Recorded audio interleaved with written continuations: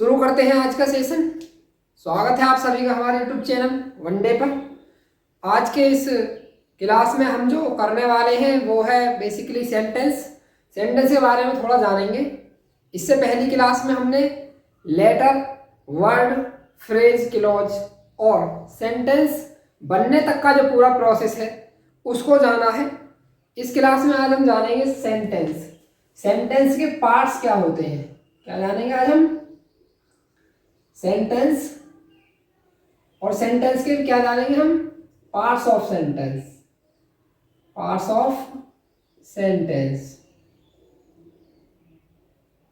ठीक है, आज हम जानेंगे पार्ट्स ऑफ सेंटेंस। देखो, सबसे पहले तो सेंटेंस को जान लेते हैं कि सेंटेंस किसे कहते हैं।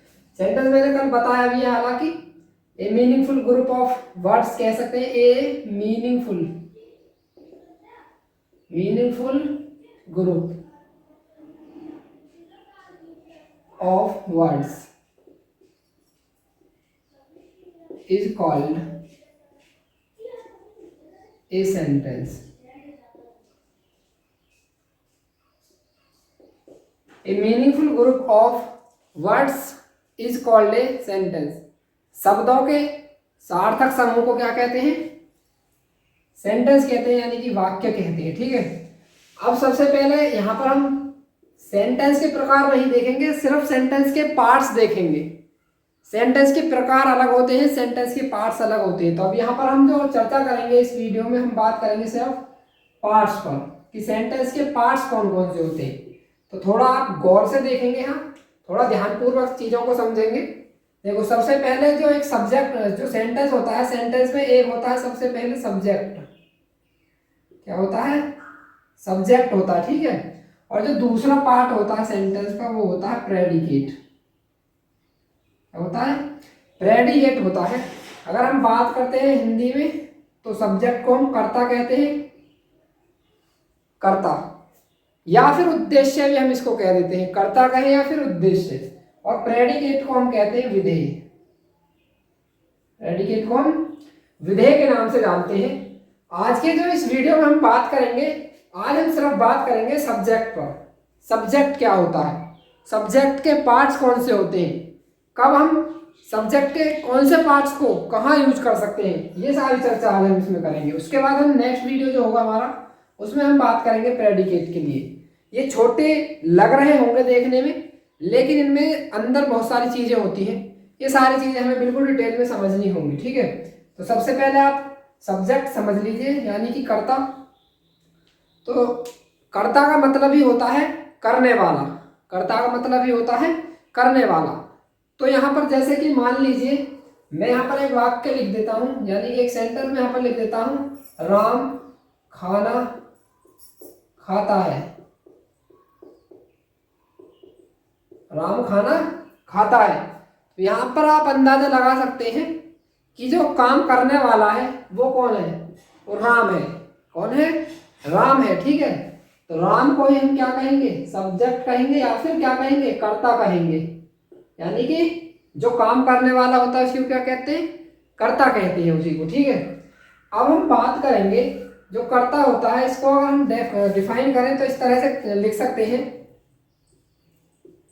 जो कार्य करता है उसी को हम क्या कहते हैं? कर्ता कहते हैं। या फिर हम दूसरा लिखें तो इस तरह से लिख सकते हैं, जिसके बारे में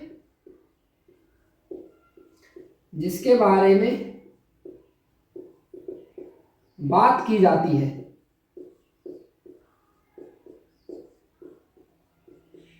जिसके बारे में बात की जाती है। अब यहाँ पर किसके बारे में बात की गई है? यहाँ पर बात की गई है राम के बारे में, यानी कि राम खाना खाता है। हम समझ चुके हैं कि जो सब्जेक्ट होता है वो होता क्या है।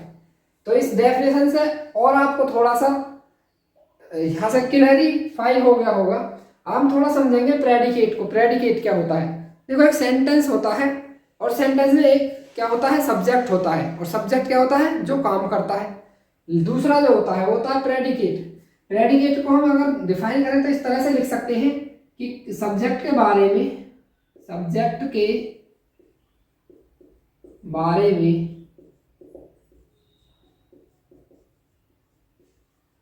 जो कुछ भी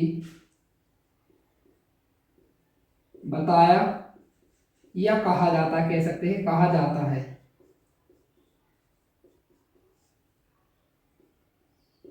उसे प्रेडिकेट कहते हैं।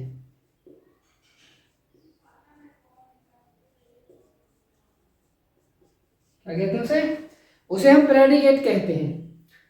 तो यहां पर आप चीजों को समझ गए होंगे।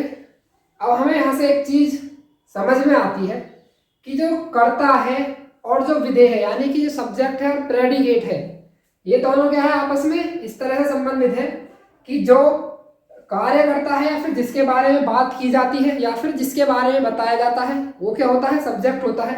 और सब्जेक्ट के बारे में जो कुछ बात की जाती है, जो भी बात बताई जाती है, उसको हम क्या कहते हैं? उसको हम प्रेडिकेट कहते हैं, यानी कि विधेय कहते हैं। यहाँ पर आप देख रहे हैं राम खाना खाता है। राम क्या हो गया? राम सब्जेक्ट हो गया। लेकिन खाना खाता है किसके बारे में बताया गया है? राम के बारे में बताया गया है। तो ये क्या है? ये पूरा होगा हमारा प्रेडिकेट, यानी कि विधेय। तो यहाँ से हमें एक चीज समझ में आती है कि सब्जेक्ट को छोड़कर सेंटेंस का जो पूरा पार्ट होता है वो सब किस में होता है? वो होता है प्रेडिकेट का पार्ट। वो प्रेडिकेट का पार्ट होता है। तो हम यहाँ से एक चीज देख सकते हैं, सब्जेक्ट प्लस प्रेडिकेट बराबर किसके होगा? ये होगा बराबर सेंटेंस के। तो subject plus predicate equal to sentence. इस तरह से आप यहां समझ सकते हैं। तो ये सेंटेंस के क्या है? दो पार्ट होते हैं। पहला पार्ट होता है सब्जेक्ट और दूसरा पार्ट होता है प्रेडिकेट। अब यहाँ पर हम समझेंगे जो सब्जेक्ट है, सब्जेक्ट में कौन कौन सी चीजें हो सकती हैं, या फिर सब्जेक्ट को भी हम क्या है किन पार्ट में विभाजित कर सकते हैं। तो यहाँ पर आप ये स्क्रीनशॉट लेकर रख सकते हैं या फिर अपनी नोटबुक में नोट कर सकते हैं वीडियो को पॉज करके। तो अब हम समझेंगे कि सब्जेक्ट क्या होता है और सब्जेक्ट के कितने पार्ट्स होते हैं। देखो, सब्जेक्ट के बारे में हमने जान लिया है, हालांकि जिसके बारे में बात की जाती है या फिर जो कार्य करता है उसी को हम क्या कहते हैं? उसी को सब्जेक्ट कहते हैं। अब यहाँ पर हम सब्जेक्ट को क्या है? सब्जेक्ट के पार्ट्स देखेंगे।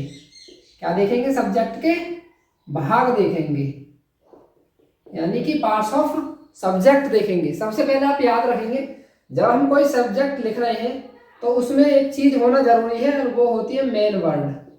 क्या होता है? मेन वर्ड, या फिर हम इसको दूसरे नाम से भी जानते हैं, हेड वर्ड के नाम से। हेड वर्ड, या तो हम इसको मेन वर्ड कहें या फिर हेड वर्ड कहें। और एक पार्ट इसका होता है क्वालिफायर। क्या होता है? क्वालिफायर। क्वालिफायर होता है, ठीक है। अब यहाँ पर हम ये चीज थोड़ा समझेंगे कि मेन वर्ड और क्वालिफायर क्या होता है। देखो, ये क्वालिफायर जो होता है इसका मतलब होता है विशेषता बताने वाले जो शब्द होते हैं। क्या होते हैं? विशेषता बताने वाले जो शब्द होते हैं, विशेषता बताने वाले।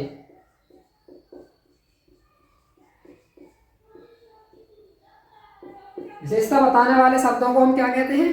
क्वालिफायर कहते हैं। अब यहाँ पर आपको एक चीज क्लियर हुई होगी कि भाई विशेषता तो एडजेक्टिव भी बताते हैं। क्या बताते हैं? एडजेक्टिव्स भी विशेषता बताते हैं। तो आप कह सकते हैं ये एडजेक्टिव ही होता है। क्या होता है? ये एडजेक्टिव ही होता है, यानी कि हम क्वालिफायर का है या फिर एडजेक्टिव इसको हम कह सकते हैं, ठीक है। जैसे यहाँ पर देखो, ये जो मेन वर्ड है इसको क्या हम हेड वर्ड भी कहते हैं, यानी कि इसका मतलब होता है जो मुख्य शब्द होगा एक, ठीक है।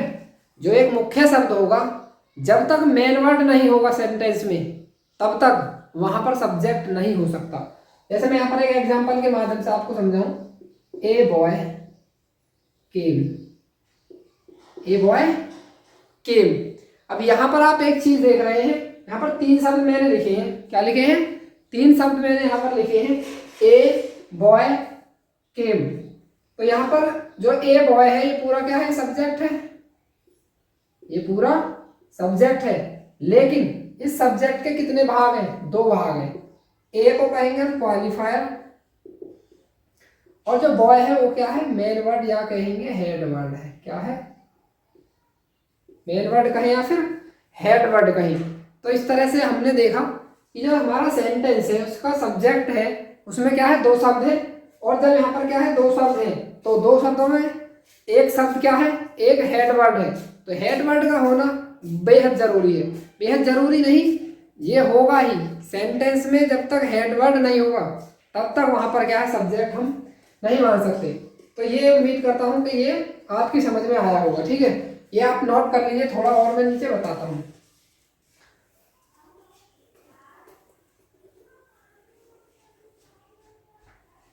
अब यहाँ पर एक चीज देखेंगे, ये क्वालिफायर है, इसके कितने भाग होते हैं, इसके 3 भाग होते हैं। इसके 3 भाग होते हैं, और वो भाग कौन कौन से होते हैं ये थोड़ा समझेंगे। पहला भाग होता है डिटरमिनर, डिटरमिनर। दूसरा भाग होता है एडजेक्टिव, और तीसरा भाग होता है इसका एडजेक्टिव फ्रेज।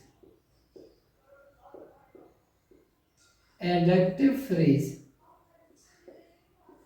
यानी कि विशेषण वाक्यांश। ठीक है, देखो अब ये यहाँ पर नया शब्द हमें मिला है डिटरमिनर और क्या एडजेक्टिव फ्रेज। ये हमारे लिए समझना जरूरी है, ये क्या होता है। देखो जैसे अभी हमने यहाँ पर एक एग्जांपल लिया था, a boy came, a boy केम। यहाँ पर ये क्या था, ये क्वालिफायर था, या फिर हम इसको क्या कह सकते हैं एडजेक्टिव भी कह सकते हैं। अब हम इसको एडजेक्टिव क्यों कहेंगे, ए एडजेक्टिव है क्या, क्या ए विशेषता बताता है, जी हाँ ए क्या बताता है विशेषता बताता है, क्योंकि ए किसका रूप है, ए वन का रूप है। और वन क्या होता है, वन होता है एडजेक्टिव, वन ही क्या होता है एडजेक्टिव होता है, एडजेक्टिव ऑफ नंबर होता है। ठीक है, एडजेक्टिव ऑफ नंबर होता है वन, और वन का ही जो वीक फॉर्म होता है वही होता है क्या ए, या फिर एन होता है। ठीक है, ए होता है या फिर एन होता है, तो हम कह सकते हैं कि ये क्या है एडजेक्टिव है यहाँ पर, या फिर क्वालिफायर है। ठीक है, लेकिन अब एक बात आप याद रखेंगे, जब इस क्वालिफायर के बाद कोई एडजेक्टिव दे दिया जाए, जैसे कि यहाँ पर आप देखेंगे, इसी एग्जांपल को हम देखेंगे, ए फैट बॉय केम, ए फैट बॉय केम। अब यहाँ पर आपको एक नया शब्द मिला है देखने के लिए, वो क्या है फैट। अब यहाँ पर ए भी क्या करता है विशेषता बताता है, और फैट भी विशेषता बताता है, लेकिन याद रखेंगे आप एक साथ दो एडजेक्टिव नहीं आ सकते। ठीक है, जैसे कि क्या है दो एडजेक्टिव एक साथ नहीं आ सकते, तो यहाँ पर जो पहला शब्द होगा उसको हम क्या कहेंगे, अब उसी को हम क्या कहेंगे डिटरमिनर कहेंगे। ये क्या होगा, अब ये डिटरमिनर का कार्य करेगा, और डिटरमिनर का मतलब होता है सीमित करने वाले शब्द, या कह सकते हैं इसको निश्चित करने वाले शब्द, निश्चित करने वाले शब्द।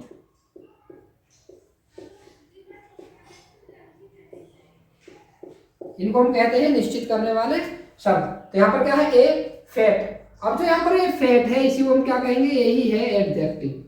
अब ये क्या है एडजेक्टिव, या फिर हम इसको क्या कहेंगे क्वालिफायर भी हम इसको कह सकते हैं। यहाँ पे आपको दिखाई नहीं दे रहा होगा नीचे, तो मैं थोड़ा ऊपर की तरफ लिख देता हूँ।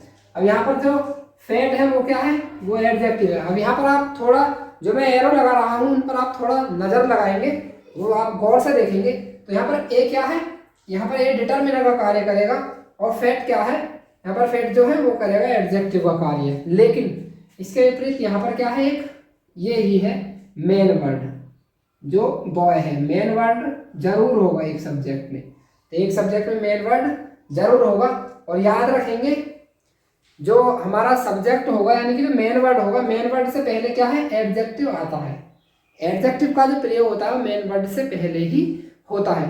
तो याद रखेंगे जो मेन वर्ड से पहले होगा विशेषता सूचित करने वाले शब्द, उसी को हम क्या कहेंगे, उसी को हम या तो एडजेक्टिव कहेंगे या फिर क्या कहेंगे क्वालिफायर कहेंगे। जैसे कि यहाँ पर क्या है, ये सब्जेक्ट के पहले ही है, यानी कि जो मेन वर्ड है उसी के पहले यहाँ पर क्या दिया गया है, मेन वर्ड के पहले ही यहाँ पर ए है, तो इसी को हम क्या कहेंगे, इसी को हम क्वालिफायर कहेंगे, या फिर इसी को हम क्या है एडजेक्टिव कहेंगे। ठीक है, उसके बाद यहाँ पर जो केम है ये क्या है, ये वर्ब है, और ये किसका पार्ट है, ये प्रेडिकेट का पार्ट है। प्रेडिकेट में और भी बहुत सारी चीजें होती है, वो हम नेक्स्ट क्लास में उस पर बात करेंगे। ठीक है, तो उम्मीद करता हूँ कि ये चीजें आपको समझ में आई होंगी। ठीक है, अभी हमारे पास एक चीज और रह गई है, वो है एडजेक्टिव फ्रेज। अब एडजेक्टिव फ्रेज को किस तरह से हम पहचानेंगे और ये किस तरह से एक सेंटेंस में हमें दिख सकती है, ये हम थोड़ी चर्चा करेंगे। तब तक आप ये नोट कर लीजिए या फिर स्क्रीनशॉट लेकर अपने मोबाइल फोन में रख सकते हैं। तो अब हम बात करेंगे एडजेक्टिव फ्रेज पर। एडजेक्टिव फ्रेज किस तरह से हमें दिख सकती है एक सेंटेंस में। सबसे पहले मैं एडजेक्टिव फ्रेज के बारे में थोड़ा बता देता हूँ। एडजेक्टिव फ्रेज का मतलब है कि जो विशेषता बताने वाले वाक्यांश होते हैं, यानी कि वाक्य का कोई अंश होगा वो विशेषता बताने वाला होगा, ठीक है। और ये जो एडजेक्टिव फ्रेज होती हैं ये कई प्रकार की होती हैं, कम से कम 4 से 5 प्रकार की ये होती हैं। और ये अलग अलग प्रकार से देखने को मिल सकती हैं, जैसे कि वर्ब के रूप में हो सकती है फ्रेज, और ये प्रीपोजिशन के रूप में हो सकती है, एडवर्ब के रूप में हो सकती है, या फिर ये एडजेक्टिव के रूप में हो सकती है। इस तरह से क्या है, या फिर एक ये नाउन के रूप में हो सकती है। तो ये क्या है, इस तरह से हो सकती है। लेकिन यहां पर मैं एक एग्जांपल लेकर आपको दिखाता हूं। Some pretty followers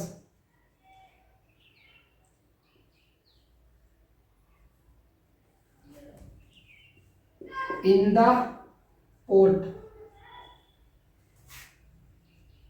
are yellow. Some pretty flowers in the pot are yellow। अब यहाँ पर आप गौर करेंगे थोड़ा, जो यहाँ पर सम है और प्रेटी है, ये दोनों क्या है, सम क्या है, सम बता रहा है मात्रा को, क्या बता रहा है, मात्रा को बता रहा है, ठीक है।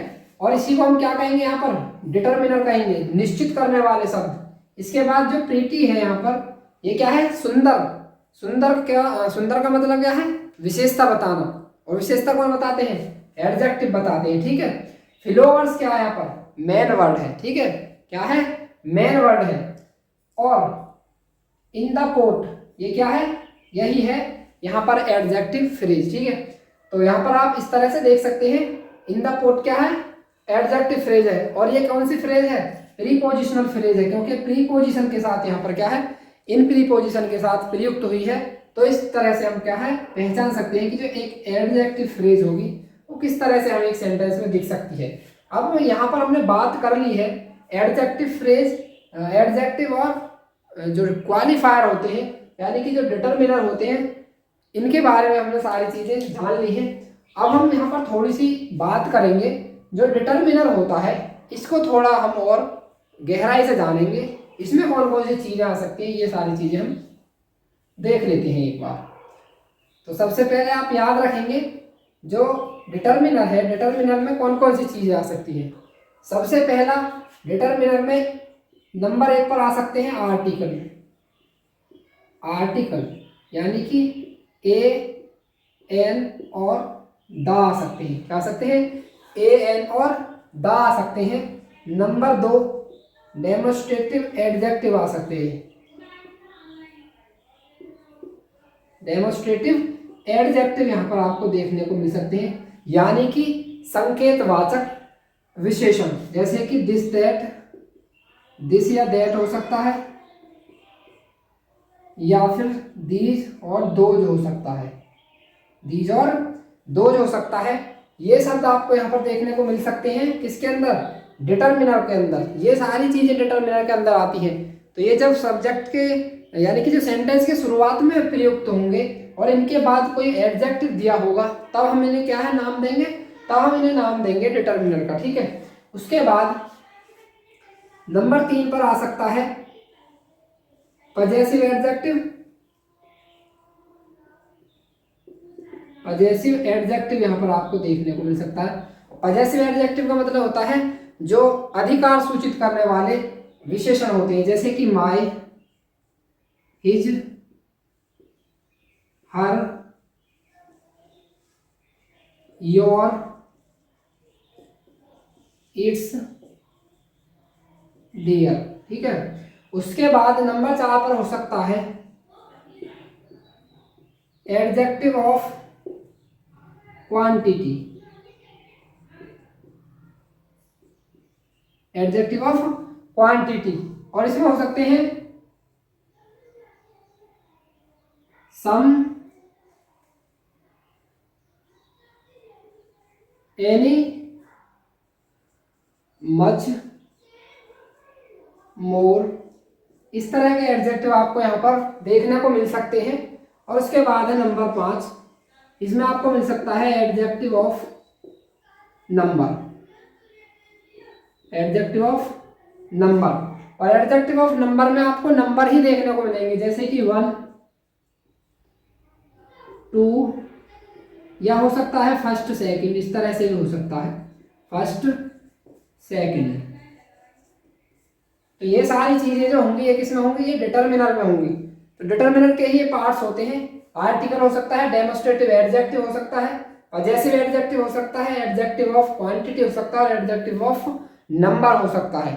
ये सारी चीजें आपको डिटर्मिनर में देखने के लिए मिलेंगी। ठीक है, तो ये डिटर्मिनर के पार्ट होते हैं। तो हमने आज सब्जेक्ट के पार्ट को बिल्कुल अच्छे से समझ लिया है। उम्मीद करता हूँ ये सारी चीजें आपको बिल्कुल अच्छे से समझ में आ गई होंगी। जैसे कि मैं यहाँ पर चलो एक एग्जाम्पल लेकर आपको बताता हूँ। मान लीजिए हमारे पास कोई ऐसा एग्जाम्पल है, जैसे कि my new bicycle is there, my new bicycle is there. देखो यहाँ पर आप देख रहे हैं जो पजेसिव एडजेक्टिव का हमने यहाँ पर प्रयोग किया है। ठीक है, उसके बाद हमने क्या किया है, एडजेक्टिव है, ठीक है, न्यू। उसके बाद मेन वर्ड साइकिल है, और ये क्या है, ये वर्ब है, और देयर स्थान को सूचित करने वाला शब्द है।